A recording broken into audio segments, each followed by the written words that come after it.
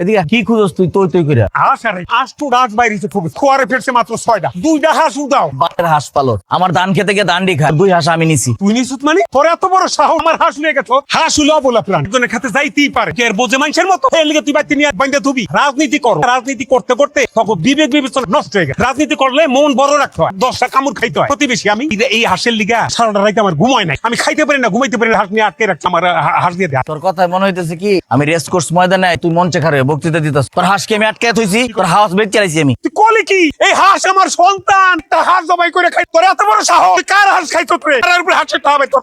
এই মেয়ে বাইরে চিনে ভাই, রাজনীতি করে, রাজনীতি টাকা দিব। আমার এখনো চিনা না ভালো করে, ওর একটু চিনানোর ব্যবস্থা করা লাগবে। পোলাবান খবর দে, ইচ্ছা মতো বানা ঠিক হইব। আর হাঁস 2টা আছে না, একটা মুখ দিয়ে দিবি আর একটা। শোনেন রাজনীতিবিদ, রাজনীতির ভয় আমার দেখাইস না। আমার হাঁস খাই হজম করবো। হালাই তো দিল একেবারে যাত্রাটাই ভঙ্গ করে। মিছিলের যত লোক লাগে আইনা দিমু, ওরাও খাইয়া দিমু। গাড়ি পাইবি করে মিছিলে লয়ে যাবি, কর দরকার নাই কার মিস, সবাই কইবি মিছিলে গেলে টাকা পাওয়া যাবে। টাকার লোভ বড় লোভ, মিছিল বড় করতে হইব, শোডাউনের ব্যাপার আছে। চল ওদিকে আর যাবো না, মেজাজ খারাপ হইবে।